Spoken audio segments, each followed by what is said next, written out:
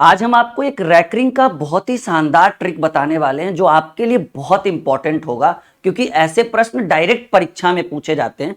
जैसे मान लीजिए कि अगर आपके पास एक सवाल रहे 0.25 का मान, तो ये आपको भी पता है कि सर इसकी वैल्यू 25/100 होता है। अगर हम इसको काटे तो 1/4 के बराबर। मान लीजिए अगर कहीं रहे 0.5, तो ये आपको भी पता है सर इसकी वैल्यू 5/10 के बराबर है। अगर हम इसको काटे तो 1/2।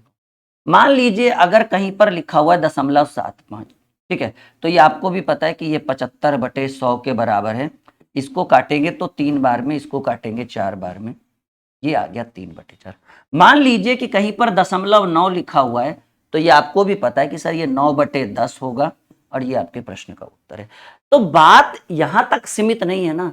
अगर इसी में थोड़ा सा प्रश्न घुमा दे, अगर मान लीजिए कि आप मैथ बनाने बैठे और किसी प्रश्न में, आपके प्रश्न के बीच में आपको मान चाहिए 0.5 के ऊपर, ये एक छोटा सा लाइन है।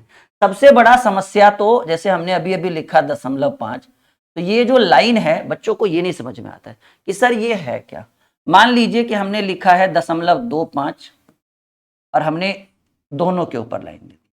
मान लीजिए हमने लिखा 0.123 और इन तीनों के ऊपर लाइन। मान लीजिए 0.4567 और इन तीनों के ऊपर लाइन। तो ये जो लाइन है, एक और सवाल मान लीजिए अगर ऐसा क्वेश्चन है 0.57 और लाइन सिर्फ इसके ऊपर, समझिए। तो सवाल है कि सर अगर इस टाइप के क्वेश्चन है तो इसको बोलते हिंदी में बार वाले प्रश्न। इंग्लिश में आप लोग रैकरिंग भी बोल सकते हैं। ये जो ऊपर लाइन है ना, उसको अगर आपकी मर्जी हो तो रैकरिंग बोल लो या फिर बार बोल लो।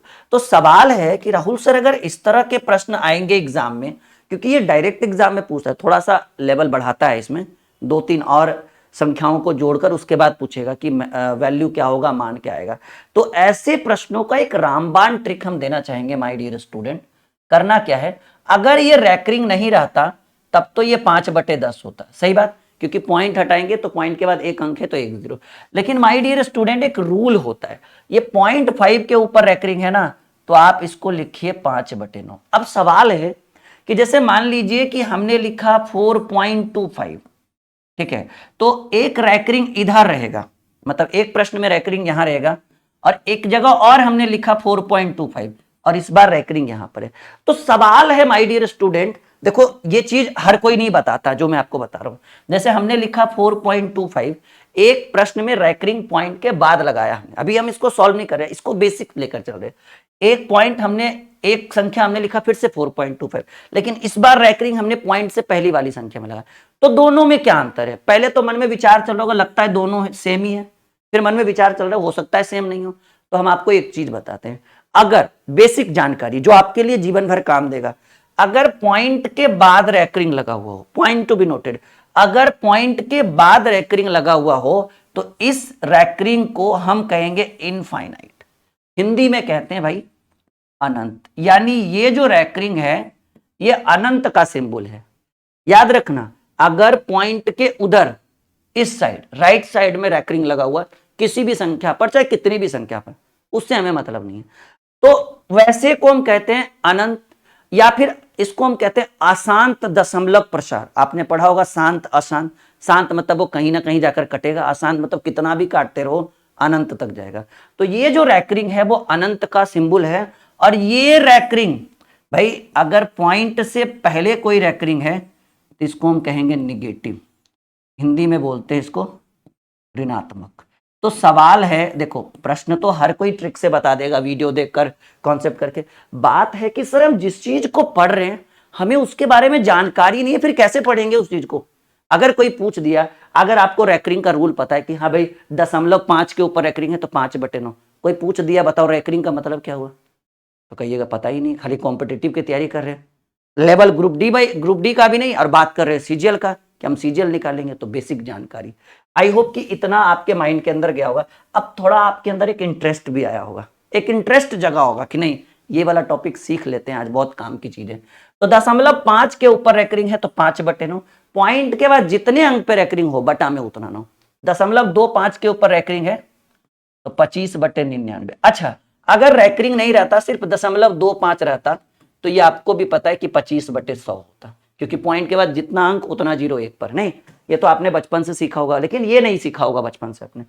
1, 2, 3 है और तीनों पे रैकरिंग है, तो 1, 2, 3 और 3 अंक पे रैकरिंग है, तो 3 ठो 9।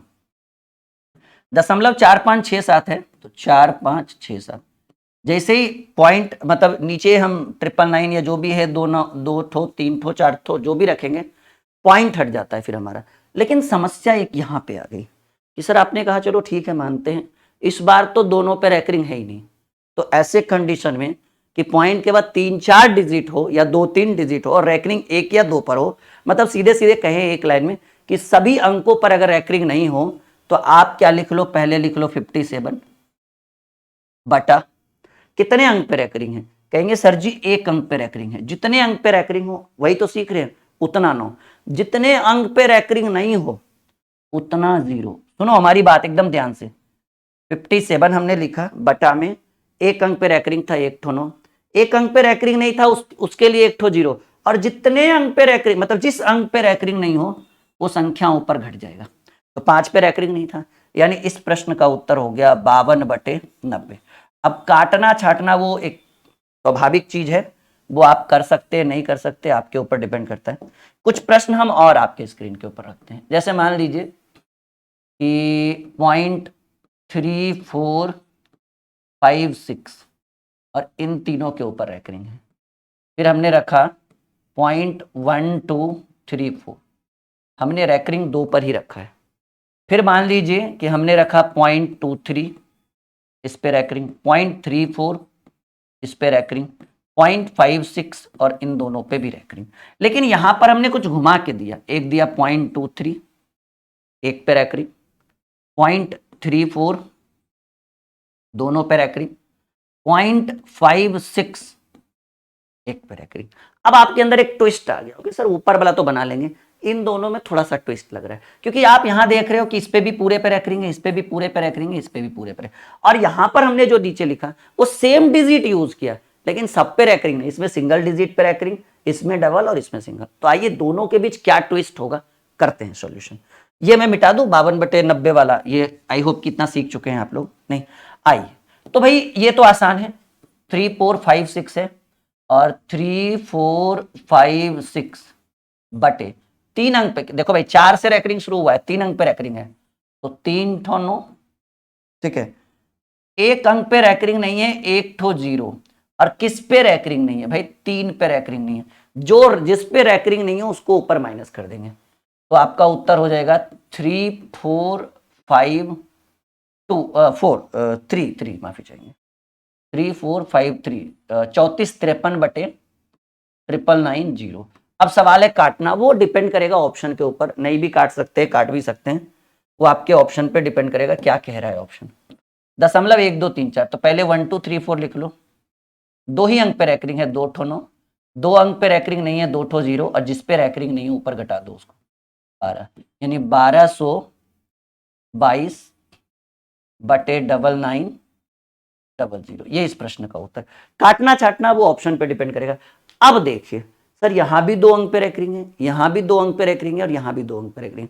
अगर रैकरिंग सेम डिजिट पे हो, 2-2 अंक 2-2 अंक 2-2 अंक, मतलब सब पर रैकरिंग हो और पॉइंट के बाद अंक बिल्कुल बराबर हो, तो आप इजी वे में क्या करिए, मैं आपको एक शॉर्टकट बताता हूं कि भाई इसको भी 33/99 लिखिएगा, इसको भी 23/99, 34/99 और 56/99, यानी सिंपल सी बात है 23, 56 और 23, 34 और 56 ये तीनों तो आपस में जुड़ जाएगा। तो आप क्या कर लो 60, 30, 90 और 90 23 होगा 113 और 113/99, मतलब जब पॉइंट के बाद सेम डिजिट पे सब में रैंकरिंग हो तो आप नॉर्मली डिजिट को जोड़ सकते हैं।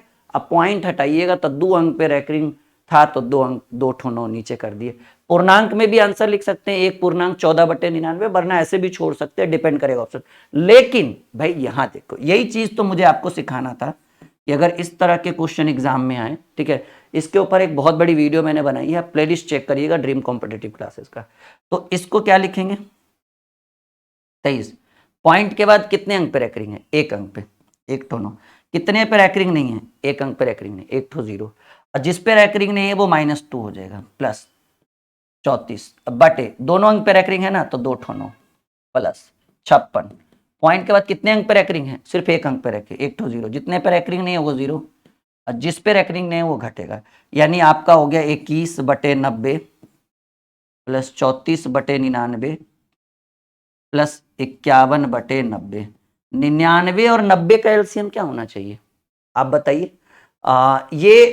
ये मैं एक डब्बा छोड़ता हूं, आप इसको सॉल्व करें और अपना उत्तर नीचे कमेंट करें, ठीक है।